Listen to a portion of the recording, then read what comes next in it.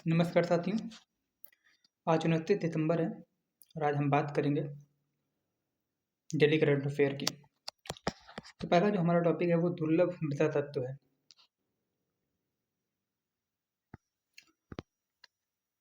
दुर्लभ मृदा तत्व क्या होते हैं? दुर्लभ मृदा तत्व आवर्त सारणी में पाए जाने वाले धात्विक समूहों का एक समूह है। संगठन की बात करते हैं, कंपोजिशन। रसायन शास्त्री आमतौर पर 17 तत्वों को इनमें शामिल करते हैं। 15 लैंथेनॉइड है ना, लैंथेनम ए से लेकर ल्यूटेटियम तक। इसके अलावा स्कैंडियम और इट्रियम दो तत्व और हैं। आवर्त सारणी में लैंथेनॉइड को नीचे अलग से दिखाया जाता है। स्कैंडियम और इट्रियम समूह 3 में आते हैं। इन्हें दुर्लभ इसलिए नहीं कहा जाता क्योंकि ये कम पाए जाते हैं, बल्कि इसलिए कहा जाता है क्योंकि ये कम सांद्रता में बिखरे होते हैं। ये आपस में मिले जुले रूप में पाए जाते हैं। इन्हें अलग करना कठिन और महंगा होता है। दूसरा पॉइंट है, दुर्लभ मृदा तत्व महत्वपूर्ण क्यों हैं? दुनिया इन्हें क्यों ढूंढ रही है? यानी इनका महत्व क्या है, इनकी उपयोगिता क्या है? तो दुर्लभ मृदा तत्व अत्यंत आवश्यक हैं क्योंकि हरित प्रौद्योगिकी, उन्नत इलेक्ट्रॉनिक्स और रक्षा एवं रणनीति के क्षेत्र में इनका उपयोग है। प्रमुख उपयोग स्थायी चुंबकत्व, इलेक्ट्रिक व्हीकल्स हो गया, पवन टरबाइन हो गया, मोटर और जनरेटर हैं, लेजर और फाइबर ऑप्टिक्स है, एलईडी लाइटिंग और डिस्प्ले है, उत्प्रेरक, पॉलिशिंग पाउडर, कांच और सिरेमिक। यूपीएससी कीवर्ड दुर्लभ मृदा तत्व ऊर्जा संक्रमण को संभव बनाने वाले सक्षम करता है।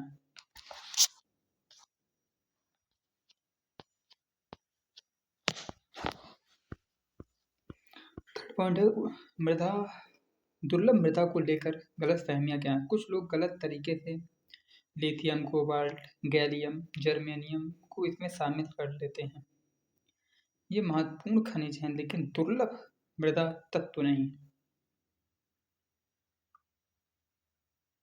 जो ऊपर चारों नाम दिए गए हैं ये क्या है? ये महत्वपूर्ण खनिज हैं लेकिन ये दुर्लभ मृदा तत्व की श्रेणी में नहीं आते। दुर्लभ मृदा तत्व सभी रणनीतिक खनिज ये नहीं होते हैं, ठीक है।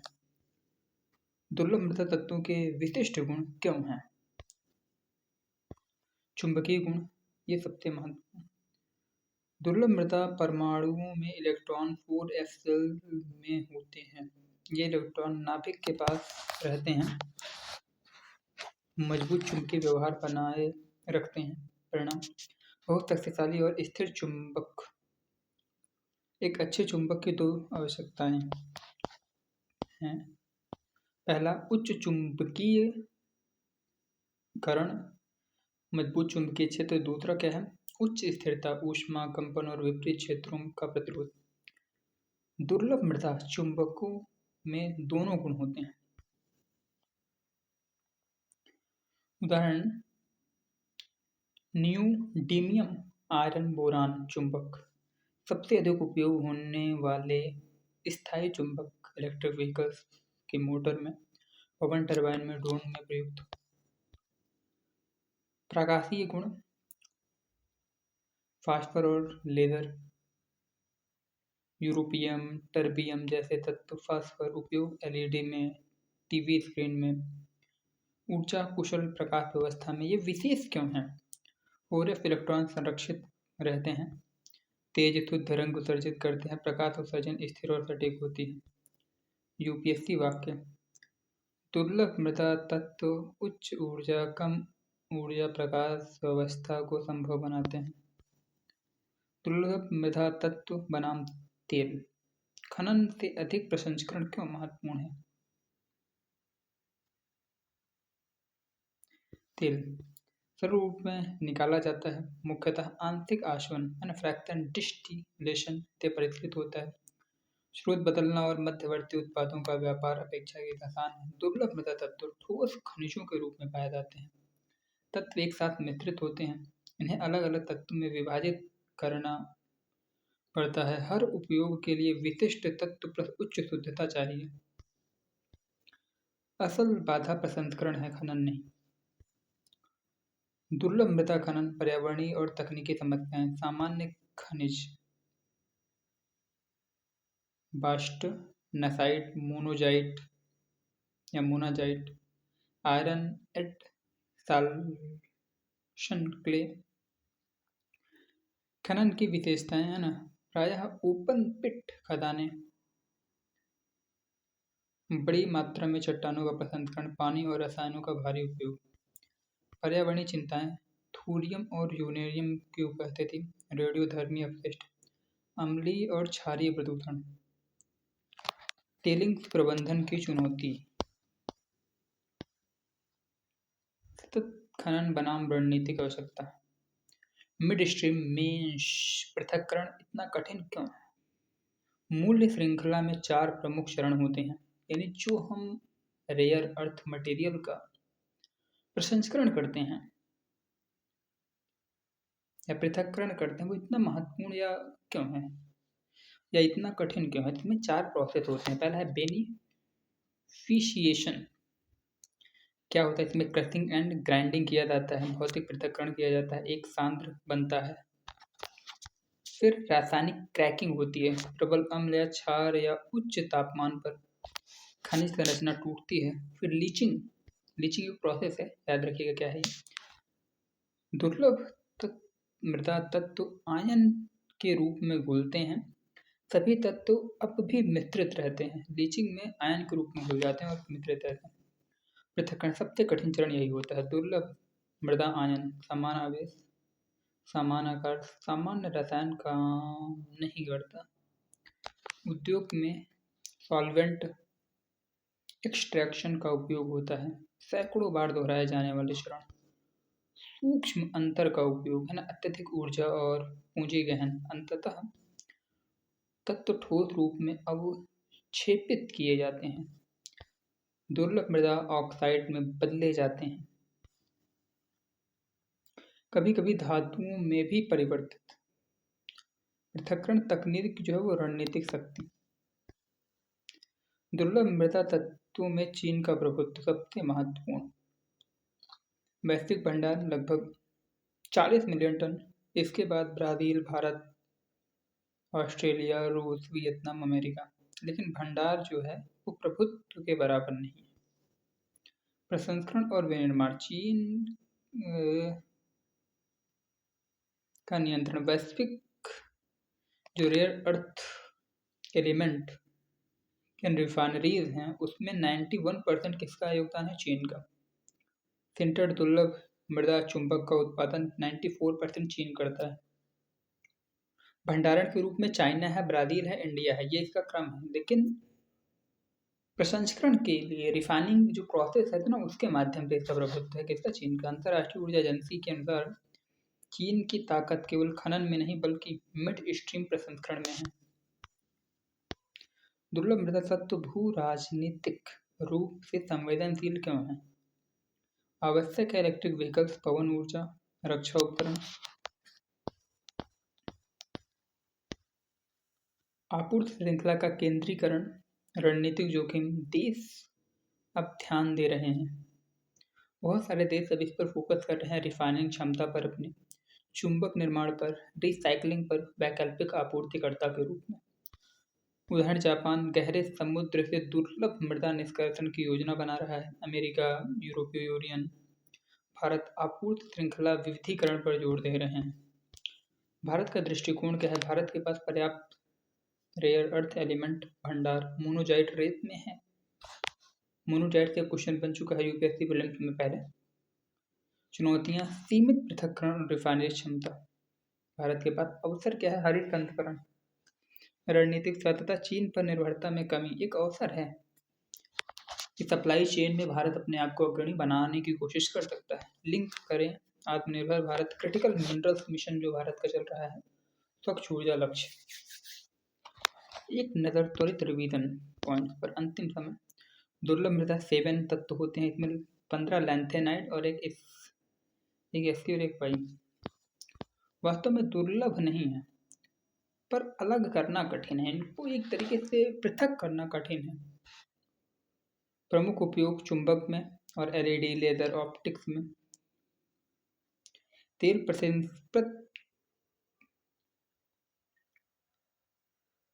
परिष्करण से भी कठिन प्रसंस्करण होता है। इनका पृथक्करण सबसे रणनीतिक चरण होता है, स्ट्रेटजिक एक तरीके से बहुत महत्वपूर्ण चरण। पर्यावरणीय जोखिम, रेडियोधर्मी अपशिष्ट है ना, अपशिष्ट। चीन रिफाइनिंग और चुंबकों में प्रभुत्व रखता है। हरित प्रौद्योगिकियों और भू राजनीति का केंद्र।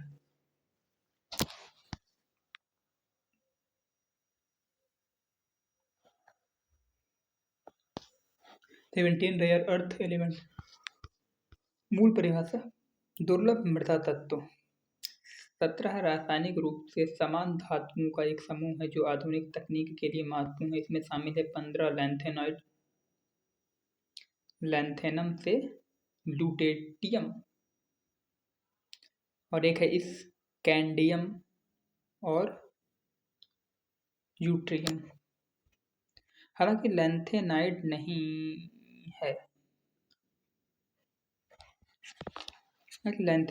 है, इनके साथ समूहीकृत हैं क्योंकि वे एक ही अयस्क में होते हैं और समान गुण होते हैं। नोट, ये वास्तव में मात्रा में दुर्लभ नहीं है, लेकिन शायद ही कभी केंद्रित, आसानी से खनन योग्य रूपों में पाए जाते हैं।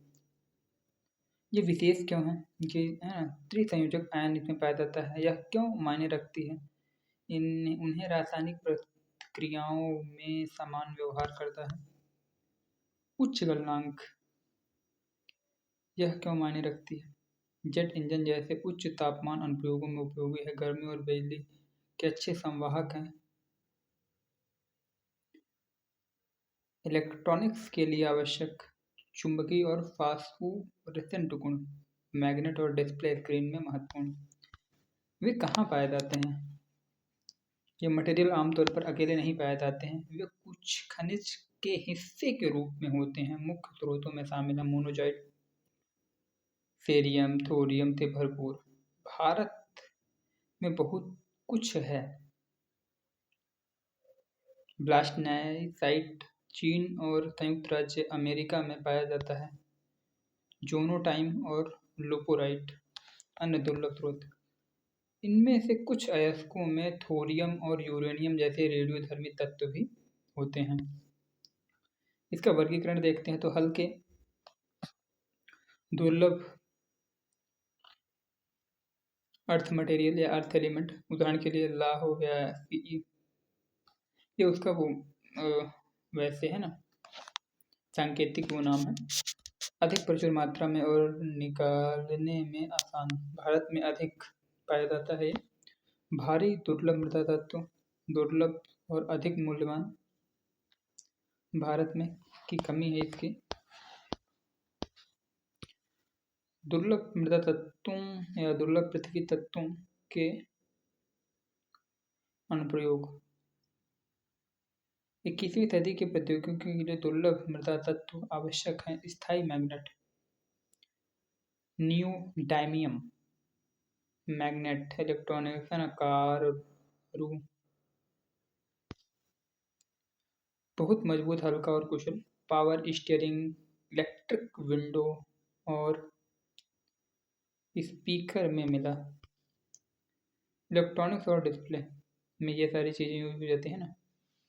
यूरोपियम हो गया, इट्रियम हो गया, टर्बियम हो गया, LED, TV, phone, laptop screen.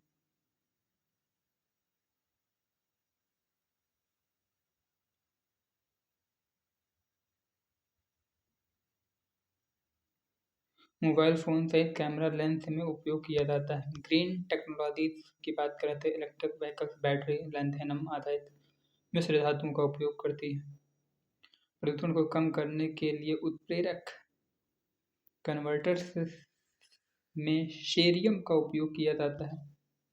Petroleum refining, lanthanum ईंधन की गुणवत्ता में सुधार के लिए उत्प्रेरक के रूप में कार्य करता है। हेल्थ केयर की बात करें, एमआरआई मशीन, लेजर स्केल पेल, कैंसर थेरेपी दवाएं, फास्फेट को हटाने की क्षमता के कारण जल शोधक में उपयोग किया जाने वाला सीरियम, रक्षा और अंतरिक्ष, जेट इंजन निर्देशित मिसाइल उपग्रह संचार प्रणाली, उच्च तापमान मैग्नेट और मिश्र धातु, स्टील बनाना,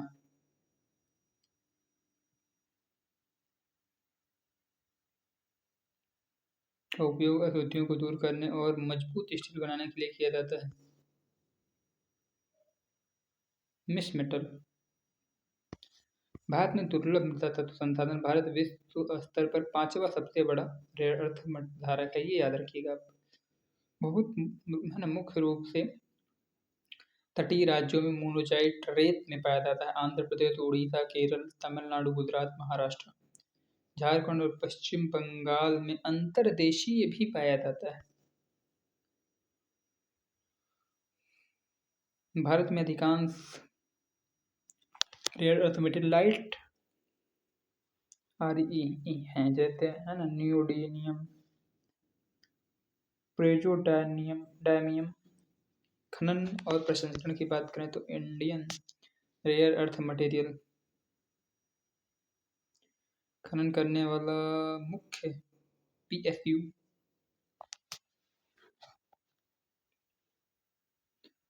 केरल और गंजम उड़ीसा में संयंत्र है। टोयोटो के साथ संयुक्त उद्यम, Toyotsu rare earth India, Vizag. भारत में चुनौतियां क्या हैं? निष्कर्षण मुश्किल है, ठीक है। पूर्ण मूल्य श्रृंखला का अभाव है, पर्यावरण संबंधी चिंताएं हैं, वैश्विक संदर्भ और भू राजनीति। चीन का एकाधिकार, चीन वैश्विक रेयर अर्थ मटेरियल उत्पादन का 90 से 95% नियंत्रित करता है। अपने स्वयं के तकनीकी उद्योग और निर्यात शक्ति के लिए का उपयोग करता है। अन्य देश अमेरिका, ऑस्ट्रेलिया, ब्राजील चीन पर निर्भरता कम करने की कोशिश कर रहे हैं। सामरिक चिंता, यदि भारत रक्षा और ईवी में आत्मनिर्भरता चाहता है तो उसे अपनी रेयर अर्थ मटेरियल आपूर्ति श्रृंखला विकसित करनी होगी। पर्यावरण संबंधी चिंताएं, दुर्लभ पृथ्वी दुविधा। रेयर अर्थ मटेरियल का उपयोग हरित प्रौद्योगिकी में किया जाता है, लेकिन उसके निष्कर्षण से प्रदूषण होता है। रेयर अर्थ मटेरियल के प्रत्येक टन में 2000 टन विषाक्त अपशिष्ट जल, रेडियोधर्मी अवशेष, मिट्टी और जल प्रदूषण का कारण बनते हैं। पर्यावरण संरक्षण और स्वच्छ तकनीकी विकास के बीच संघर्ष। एक क्वेश्चन है, देखो, कुछ दुर्लभ मृदा तत्वों का उपयोग फ्लैट टेलीविजन स्क्रीन और कंप्यूटर मॉनिटर के निर्माण में किया जाता है। क्वेश्चन है 2025 का। कुछ दुर्लभ मृदा तत्वों में फास्फोरेसेंट गुण पाया जाता है। दोनों सही है, ये एक का आंसर होगा, है ना। ये देखिए, एक मोनोजाइट से रिलेटेड कुछ क्वेश्चन था, पहले देखते हैं इसका आंसर क्या है। मोनोजाइट दुर्लभ पृथ्वी तत्वों का स्रोत है, बिल्कुल कह सकते हैं। मोनोजाइट में थोरियम होता है। मोनोजाइट प्राकृतिक रूप से संपूर्ण भारतीय तटीय रेत में पाया जाता है। संपूर्ण भारतीय तटीय रेत में, ये शायद कहना गलत होगा, देखते हैं आंसर अभी क्या होगा। भारत में सरकारी निकाय केवल मोनोजाइट का प्रसंस्करण और निर्यात करते हैं। कौन सा सही है, ए या बी? बी सही है ना, तीसरा गलत। संपूर्ण भारतीय तटीय क्षेत्र कथन एक देख लीजिए आप। कथन 2, मोनोजाइट में थोरियम होता है, बिल्कुल सही है। मोनोजाइट पूरे भारतीय तटीय रेत में स्वाभाविक रूप से होता है, गलत है, झूठा है। मोनोजाइट सभी तटीय रेत में समान रूप से वितरित नहीं किया। भारत में मुख्य रूप से निम्नलिखित केंद्रित है: उड़ीसा, केरल, आंध्र प्रदेश, गुजरात, महाराष्ट्र, लेकिन पूरे तट पर नहीं है।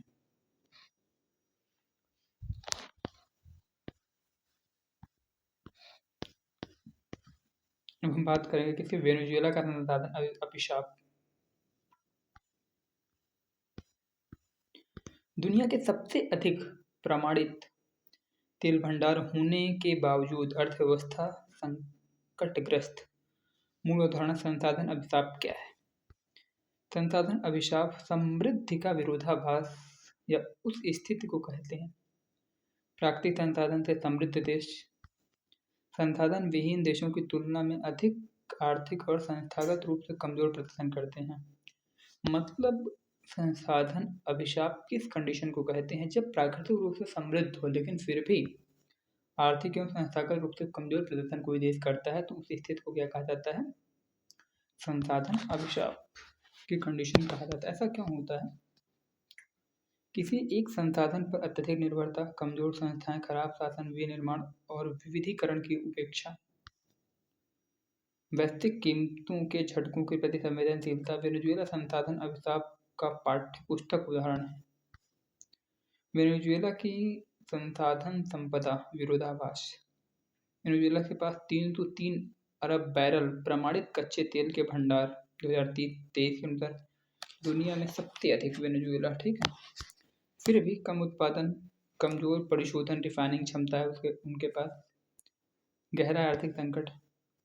प्राकृतिक संसाधनों की प्रचुरता आर्थिक समृद्धि जरूरी नहीं है कि अगर आपके पास प्राकृतिक संसाधन भरपूर हैं तो इससे आर्थिक समृद्धि भी देखने को मिलेगी। वेनेजुएला की आर्थिक गिरावट के पीछे संरचनात्मक कारण क्या है, इसे समझने की कोशिश करते हैं। पहला है तेल भंडारों की प्रकृति, अत्यंत भारी कच्चा तेल। वेनेजुएला का अधिकांश तेल अत्यंत भारी कच्चा तेल है। इसके लिए आवश्यक है उन्नत तकनीक, विशेषीकृत रिफाइनरी, निरंतर पूंजी निवेश। समस्या क्या है? पूंजी की कमी है, प्रतिबंधों के कारण तकनीक की उपलब्धता में बाधा, पुराना बुनियादी ढांचा। परिणाम विशाल भंडार होने के बावजूद कम निष्कर्षण और परिशोधन। राष्ट्रीय तेल कंपनी का पतन। राज्य स्वामित्व वाली तेल कंपनी पेट्रोलियोस दे वेनेजुएला ऐसे है ना। समस्याएं दीर्घकालिक कम निवेश हुआ है, कुप्रबंधन, तकनीकी विशेषज्ञता का ह्रास, राजनीतिक हस्तक्षेप। इसके बाद असफल तख्तापलट हुआ, तेल हड़ताल, तालाबंदी। तत्कालीन राष्ट्रपति ह्यूगो चावेज ने प्रबंधन को हटाया, जिससे नौकरशाही और राजनीतिकरण हुआ। यूपीएससी अवधारणा, कमजोर संस्थाएं प्लस सार्वजनिक उपक्रमों का राजनीतिकरण बराबर आर्थिक अक्षमता। तेल उत्पादन में गिरावट, ठोस आंकड़े क्या हैं? 2024 में तेल उत्पादन 9.21 लाख बैरल प्रतिदिन। यह है 1980 के दशक से इतने % कम है। इसके बावजूद देश के पास 5 घरेलू रिफाइनरियां हैं।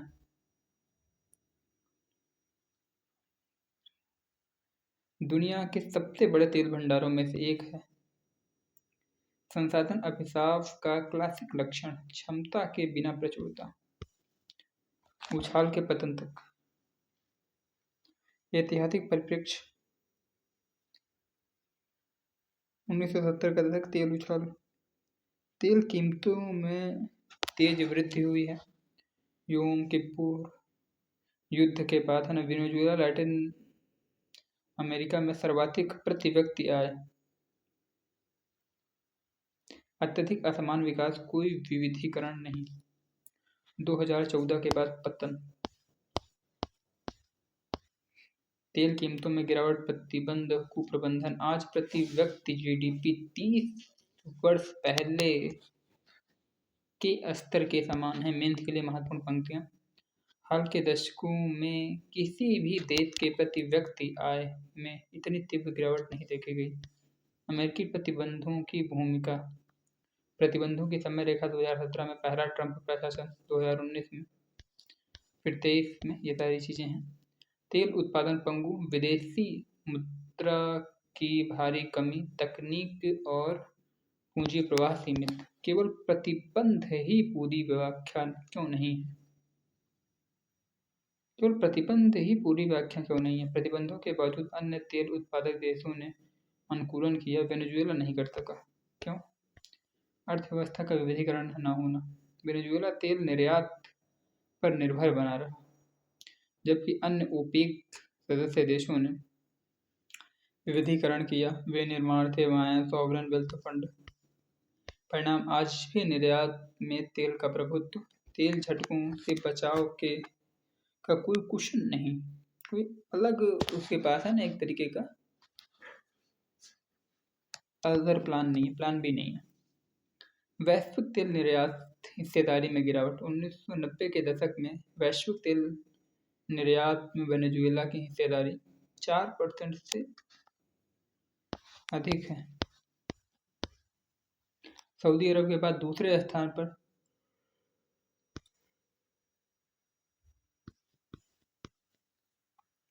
तेल संपदा के बावजूद बढ़ता ऋण। वेनेजुएला ओपेक का संस्थापक सदस्य है, फिर भी ओपेक देशों में सर्वाधिक सरकारी सकल ऋण। यूपीएस की अंतर्दृष्टि वित्तीय अनुशासन के बिना संसाधन संपदा विकास नहीं, बल्कि ऋण जाल पैदा करती है। संसाधन अभिशाप का क्लासिक मामला वेनेजुएला। आंतरिक कारक।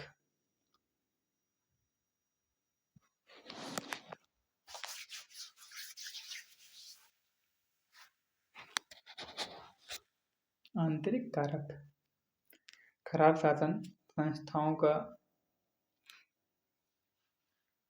राजनीतिकरण, सार्वजनिक उपक्रमों का कुप्रबंधन, विविधीकरण का अभाव।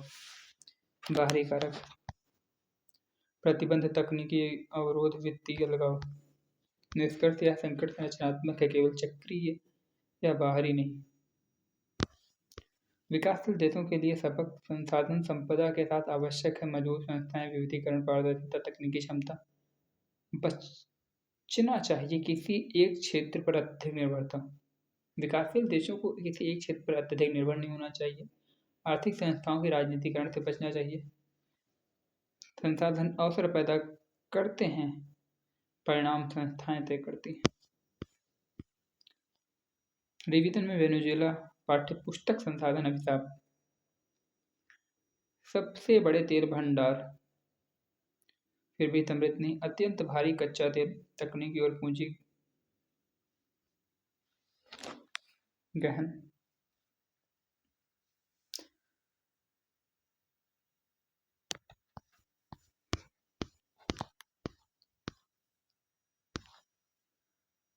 वेनेजुएला की थोड़ा सा हम ज्योग्राफी देखने की कोशिश करते हैं।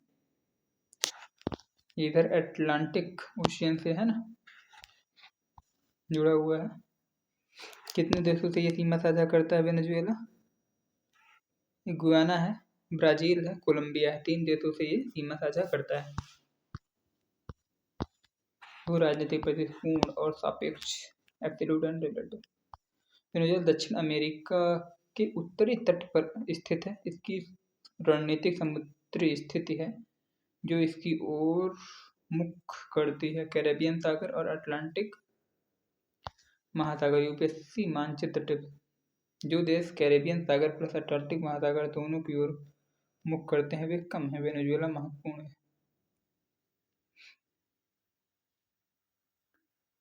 सीमावर्ती देश गुयाना है, ब्राजील है। ब्राजील दक्षिण में है, गुयाना पूर्व में है और कौन सा है देखो, कोलंबिया इसके पश्चिम में है।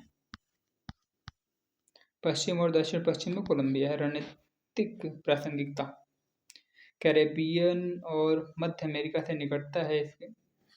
ऊर्जा, भू राजनीति और अमेरिका लैटिन अमेरिका संबंधों के लिए महत्वपूर्ण है। राजधानी काराकस तटीय पर्वतीय क्षेत्र में स्थित है। वेनेजुएला का भौतिक भूगोल।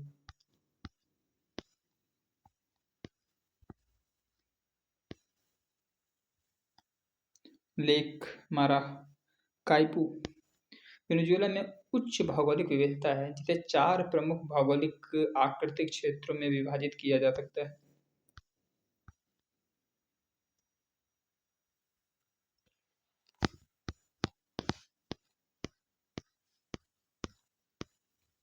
प्रमुख भौतिक आकृतिक विभाजन एंडीज पर्वत और माराकाइबो निम्न भूमि। उत्तर पश्चिम एंडीज पर्वत उत्तर पश्चिम वेनेजुएला तक फैले हैं। इस क्षेत्र में शामिल है पर्वत श्रेणियाँ, पर्वत घाटियाँ, लेक माराबाइको बेसिन यहीं स्थित है। महत्व: विवर्तनिक रूप से सक्रिय क्षेत्र है, तेल भंडारों से समृद्ध। एंडीज पर्वत श्रृंखला है ना।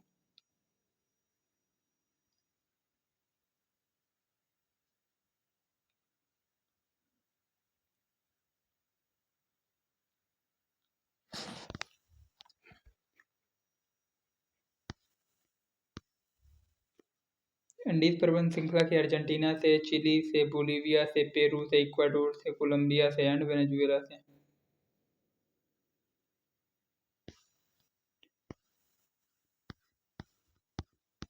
केंद्रीय मैदान लनो से समतल घास के मैदान है स्थित एंडीज पर्वत।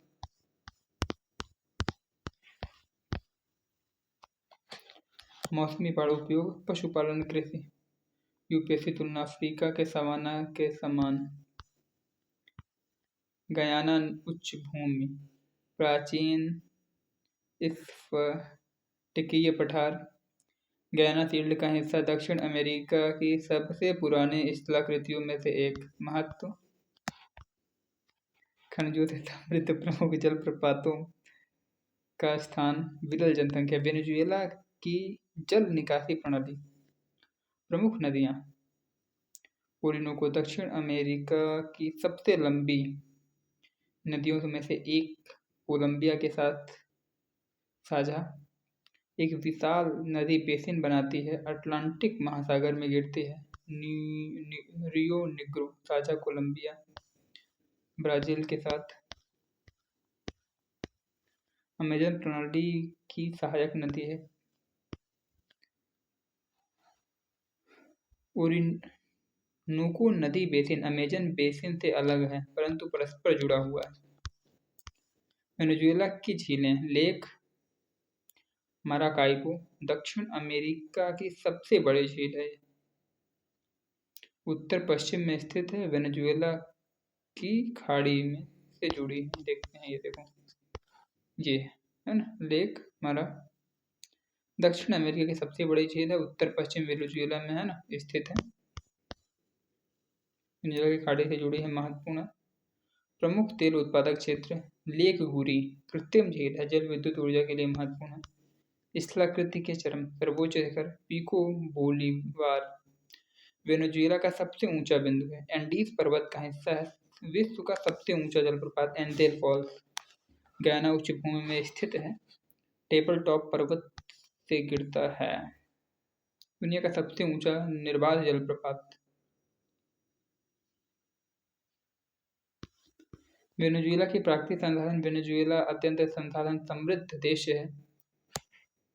प्रमुख संसाधन: दुनिया के सबसे बड़े प्रमाणित जल भंडार, कोयला, लौह अयस्क, बॉक्साइट, सोना। कॉन्सेप्चुअल लिंक की अगर बात करते हैं तो संसाधन की प्रचुरता के बावजूद वेनेजुएला आर्थिक संकटों में संसाधन अभिशाप। रणनीतिक और परीक्षा प्रासंगिकता: प्लिंथ के लिए मानचित्र आधारित प्रश्न, स्थिति, नदियाँ, पर्वत, मिलान आधारित प्रश्न ये हैं। मेंथ के लिए संसाधनों का विवरण, वितरण और विकास। लिंक करें: ऊर्जा, भू राजनीति, संसाधन अभिशाप, लैटिन अमेरिकी राजनीतिक अर्थव्यवस्था। एक नज़र त्वरित रिवीजन बॉक्स। स्थित दक्षिण अमेरिका का उत्तरी भाग, सागर, कैरेबियन सागर, अटलांटिक महासागर, सीमाएं गुयाना, ब्राजील, कोलंबिया, राजधानी काराकस। स्थलाकृतियाँ: एंडीज पर्वत, ल्यानोस, ग्याना, ये सारी चीजें। पीवाईक्यू 2024 में क्वेश्चन है, हाल ही में वेनेजुएला ने आर्थिक संकट से तेजी से उबरने की में सफलता पाई है और अपने लोगों को अन्य देशों भागने से रोकने में सफल रहा। वेनेजुएला के पास दुनिया के सबसे बड़े तेल भंडार हैं। दूसरा भी सही है, पहला टी गलत है ना, पहला कंडीशन खराब है तभी तो देखने को मिलता है। अब देखो 2025 में क्वेश्चन है, क्या था पता है? ये देखिए, बोलीविया, ब्राजील, कोलंबिया, एंडीज पर्वत इसमें से कितने में है? तो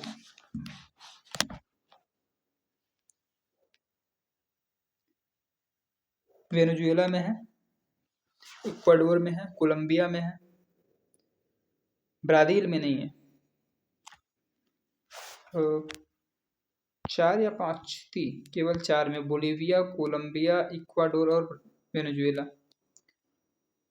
ब्राज़ील और पैराग्वे से होकर नहीं जाती है, ये याद रखिए। ओरेस्निक मिसाइल क्या है? Russia likely placing new hypersonic missile in Belarus. Oreshnik एक रूसी intermediate range hypersonic ballistic missile है। नाम का अर्थ हेतल पेड़ रूसी। संचलनात्मक पदार्पण 21 नवंबर 2024 यूक्रेन के डिप्लो में स्थित प्यूदेमैंस रक्षा औद्योगिक संयंत्र पर सटीक हमले में उपयोग। मिसाइल की हाइपरसोनिक गति, मिड कोर्स में दिशा बदलने की क्षमता और एकाधिक वॉरहेड इसे मौजूदा मिसाइल रक्षा प्रणालियों के लिए अवरोधन करना बेहद कठिन बनाते हैं। प्रमुख विशेषताएं इसे अलग क्या बनाता है? प्रणोदन और गतिशीलता, ठोस ईंधन, तेज प्रक्षेपण, तत्परता, कम रखरखाव, मोबाइल लॉन्चर, अधिक जिजीविता। पहले गति 10 मैक, ध्वनि की गति से लगभग 10 गुना।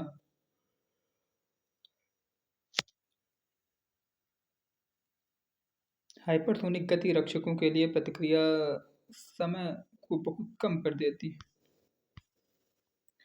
मारक दूरी 5000 किलोमीटर इसे इंटरमीडिएट रेंज श्रेणी में रखता है। थिएटर स्तरीय दूरी तक लक्ष्यों को खतरा। Payload multiple independently targetable re entry vehicles, एक मिसाइल कई वारहेड। हर वारहेड अलग अलग लक्ष्य पर वार कर सकता है। डुअल कैपेबल, पारंपरिक या परमाणु वारहेड।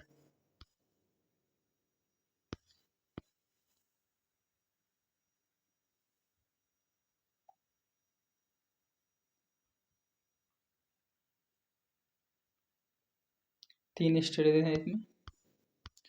इसे रोकना इतना कठिन क्यों है? हाइपरसोनिक गति, रडार की पहचान से लेकर अवरोधन तक की खिड़की बहुत छोटी हो जाती है। उड़ान के दौरान दिशा बदलने की क्षमता, पारंपरिक बैलिस्टिक मिसाइलों के विपरीत ओरेस्निक बीच उड़ान में मार्ग बदल सकता है। MIRV रक्षकों को एक नहीं कई वॉरहेड को ट्रैक और इंटरसेप्ट करना पड़ता है। डिफेंस सैचुरेशन, मिसाइल रक्षा प्रणालियों को अभिभूत करना। हाइपरसोनिक बैलिस्टिक मिसाइल बनाम पारंपरिक बैलिस्टिक मिसाइल। गति बहुत तेज, हाइपरसोनिक प्रक्षेप पथ, अनुमानित दिशा बदलने योग्य वॉरहेड, एकल सीमित रणनीतिक महत्व, सैन्य संकेत, उन्नत प्रहार क्षमता का प्रदर्शन।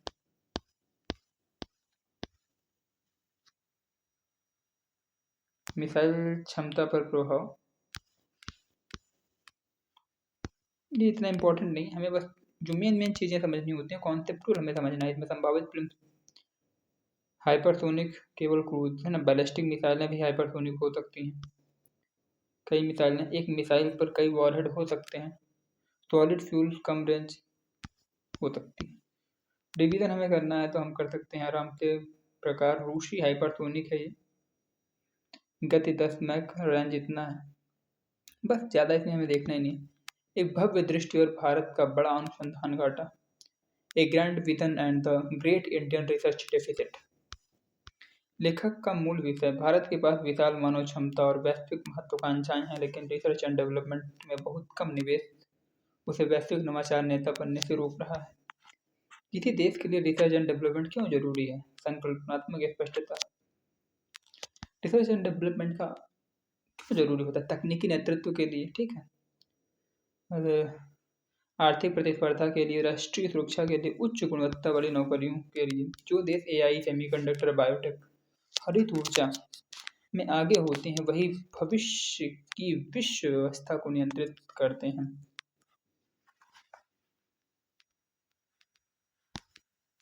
आंकड़ों के माध्यम से भारत का रिसर्च एंड डेवलपमेंट घाटा, जनसंख्या बनाम शोध उत्पादन का अंतर। भारत के पास विश्व की 17.5 जनसंख्या है, लेकिन वैश्विक शोध उत्पादन का केवल 3% ही करता है। भारत अपनी जनसांख्यिकीय लाभांश को ज्ञान लाभांश में बदल नहीं पा रहा है।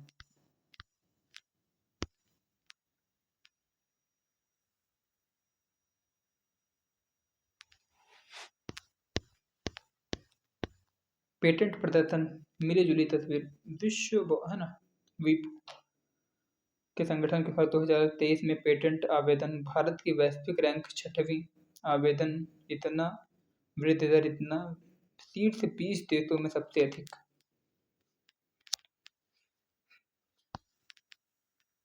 लेकिन 2023 में कुल वैश्विक पेटेंट इतना मिलियन, भारत की हिस्सेदारी 1.8%। प्रति 10 लाख जनसंख्या पर निवासी पेटेंट, भारत की रैंक 47 में।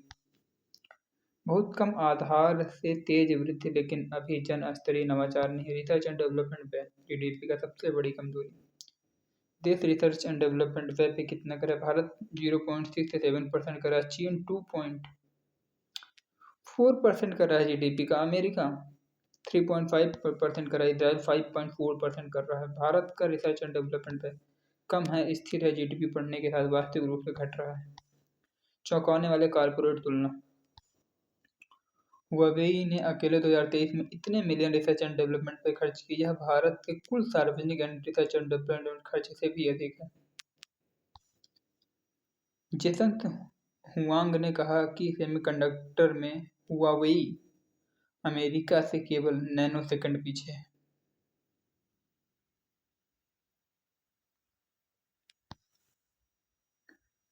भारत में बड़े पैमाने पर केंद्रित मिशन प्रेरित रिसर्च एंड डेवलपमेंट निवेश का अभाव है। रिसर्च एंड डेवलपमेंट घाटे के पीछे की संरचनात्मक समस्याएं, सरकारी फंडिंग पर अत्यधिक निर्भरता, सरकारी क्षेत्र का योगदान, निजी क्षेत्र का योगदान,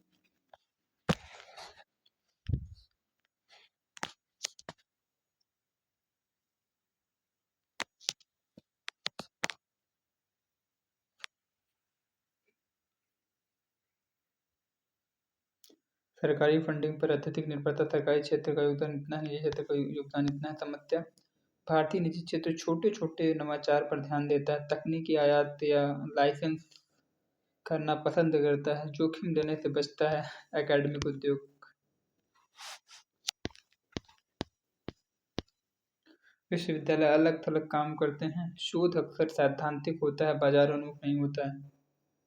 कमी होती है तकनीकी हस्तांतरण, व्यवसायीकरण, संयुक्त शोध की। उदाहरण, अमेरिका में कंपनियां विश्वविद्यालयों की लैब्स को फंड करती हैं, छात्र वास्तविक समस्याओं पर काम करते हैं। महत्वपूर्ण है वैली ऑफ डेथ, लैब में हुए शोध और बाजार में उत्पादन बनने के बीच की खाई।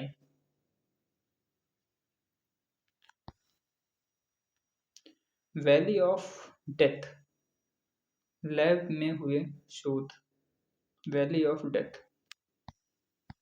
ब्रेन ड्रेन प्रतिभा पलायन, भारत की बड़ी संख्या में इंजीनियर पीएचडी तैयार करता है। भारत बड़ी संख्या में इंजीनियर और पीएचडी होल्डर्स को तैयार करता है। सर्वश्रेष्ठ प्रतिभा बाहर चली जाती है क्योंकि बेहतर फंडिंग, बेहतर बुनियादी ढांचा, अधिक वेतन, स्पष्ट कैरियर मार्ग। घरेलू रिसर्च एंड डेवलपमेंट पारिस्थितिकी तंत्र विश्व स्तरीय शोधकर्ताओं को रोक नहीं पाता। नौकरशाही, देरी, परियोजनाओं की धीमी स्वीकृति, फंड जारी होने में अनिश्चितता, इससे प्रभावित होते हैं दीर्घकालिक शोध। अत्याधुनिक तकनीक परियोजनाएं, आगे की राह रिसर्च एंड डेवलपमेंट में त्वरित वृद्धि, लक्ष्य 5 से 7 वर्षों में जीडीपी के कम से कम 2%। निजी क्षेत्र की हिस्सेदारी को 50% से ज़्यादा किया जाना चाहिए। सरकारी पहल 1 लाख करोड़ का अनुसंधान विकास और नवाचार फंड यह होना चाहिए। कुशल मिशन प्रेरित अग्रणी तकनीकों पर केंद्रित मिशन आधारित शोध मॉडल, रणनीतिक तकनीकों पर ध्यान, सेमीकंडक्टर, कृत्रिम बुद्धिमत्ता, क्वांटम कंप्यूटिंग, उन्नत सामग्री, हरित ऊर्जा। यूपीएससी कीवर्ड्स आर्थिक संप्रभुता, रणनीतिक स्वायत्तता, राष्ट्रीय सुरक्षा। उच्च शिक्षा और विश्वविद्यालयों में सुधार। विश्वविद्यालय शिक्षण प्लस शोध संस्थान बनने आवश्यक सुधार, अधिक पीएचडी फंडिंग। प्रतिस्पर्धी शोध फैकल्टी पद, विश्व स्तरीय प्रयोगशालाएं, उद्योग प्रेरित शोध चेयर, संयुक्त इंक्यूबेशन सेंटर। बौद्धिक संपदा पारिस्थितिकी तंत्र को मजबूत करना, तेज पेटेंट प्रक्रिया, सख्त प्रवर्तन, वित्तीय प्रोत्साहन, व्यवसायीकृत पेटेंट, विश्वविद्यालय स्पिन ऑफ, स्टार्टअप, नवाचार। निष्कर्ष, भारत के पास प्रतिभा, महत्वाकांक्षा और विशाल बाजार है, लेकिन गहरे संरचनात्मक सुधार और बड़े पैमाने पर रिसर्च एंड डेवलपमेंट निवेश के बिना वैश्विक नवाचार नेता बनने का सपना अधूरा रहेगा। अगला दशक निर्णायक है। केवल दृष्टि से नवाचार नहीं पनपता, इसके लिए धन, संस्थान, संस्कृति और राजनीतिक इच्छा शक्ति चाहिए। इसके बिना विकसित भारत 1947 एक दूर की आकांक्षा ही बना रहेगा। रिवीजन देख सकते हैं। 6.6 से 6.7% है जीडीपी का। वैश्विक मानक कितना है? इसराइल का सबसे ज़्यादा है। भारत के लिए निजी क्षेत्र की हिस्सेदारी इतनी। प्रमुख समस्याएं, कम निजी निवेश, एकेडमिक उद्योग अंतर है, ब्रेन ड्रेन, नौकरशाही, देरी, संसाधन की समाधान की बात करते हैं। जीडीपी का 2% लक्ष्य, मिशन मोड शोध, विश्वविद्यालय सुधार, मजबूत आईपी व्यवस्था।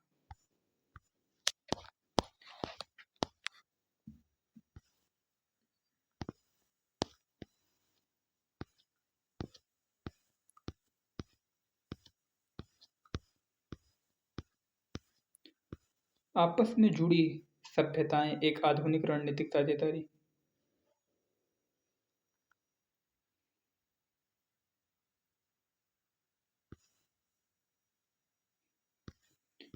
लेखक का मूल विचार, भारत और ईरान एक गहरे सभ्यतागत बंधन को साझा करते हैं जो ऊर्जा, कनेक्टिविटी और सुरक्षा में आधुनिक रणनीतिक सहयोग के साथ मिलकर पश्चिम एशिया में क्षेत्रीय स्थिरता को बढ़ावा दे सकता है और भारत के राष्ट्रीय हित को आगे बढ़ा सकता है।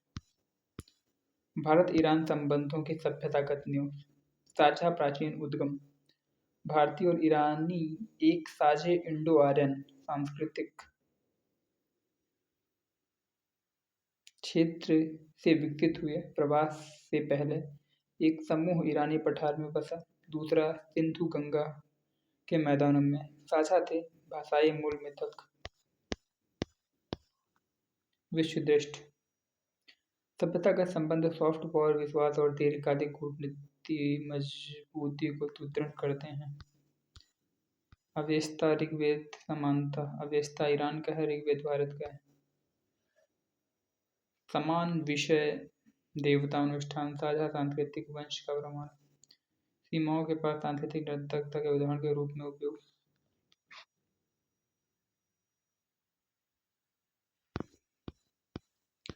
फारसी भाषा और इंडो फारसी संस्कृति, फारसी थी दरबारी भाषा,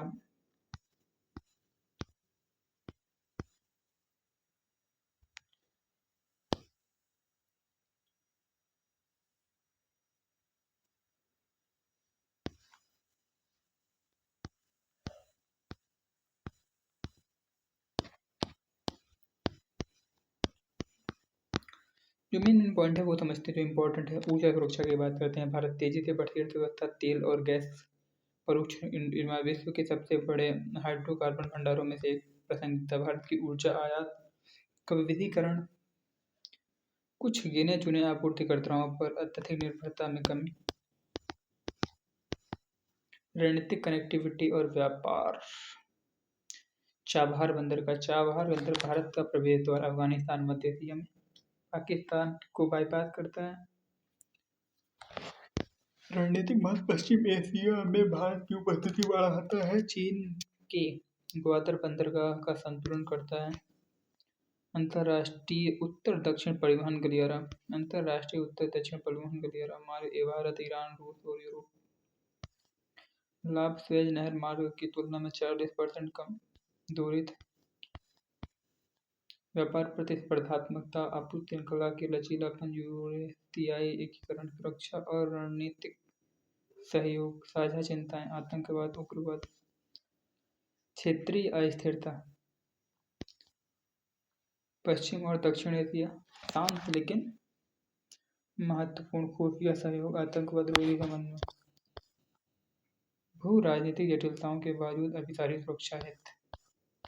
भारत ईरान संबंधों में चुनौतियां, तृतीय पक्ष दबाव, प्रतिबंध, बाहरी भू राजनीतिक संरेखण, भारत का दृष्टिकोण, रणनीतिक स्वायत्तता, मुद्दा आधारित सहभागिता, राष्ट्रीय सर्वोपरि, वित्तीय एवं व्यापारिक बाधाएं, डॉलर प्रधान व्यापार प्रतिबंधों के प्रति संवेदनशील आवश्यकता, स्थानीय मुद्रा में व्यापार, वैकल्पिक भुगतान तंत्र। आगे की राह, भविष्य उन्मुख सहयोग। तेल से आगे संबंधों का विविधीकरण, ज्ञान, अर्थव्यवस्था, नवाचार, पेरिस साझेदारी, तुलनात्मक लाभ, भारत, आईटी, डिजिटल सेवाएं, ईरान, नैनो प्रौद्योगिकी, चिकित्सा विज्ञान, ये सारी चीजें हैं।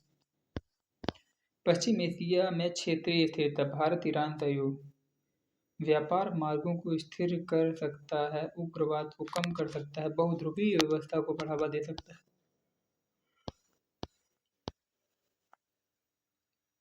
भारत और ईरान केवल कूटनीतिक साझेदार नहीं बल्कि सबसे ज्यादा रिश्तेदार हैं। यदि प्राचीन रेशम मार्ग और फारसी संस्कृति ने भी उन्हें जोड़ा था, तो आज ऊर्जा, सुरक्षा, कनेक्टिविटी, गलियारे और आतंकवाद रोधी सहयोग नए पुल बनाते हैं। एक सशक्त साझेदारी पश्चिम एशिया में भारत की रणनीतिक उपस्थिति को मजबूत करेगी और क्षेत्रीय शांति व आर्थिक एकीकरण को बढ़ावा देगी। अति त्वरित रिवीजन पॉइंट, भारत ईरान संबंध, सभ्यतागत प्लस रणनीतिक।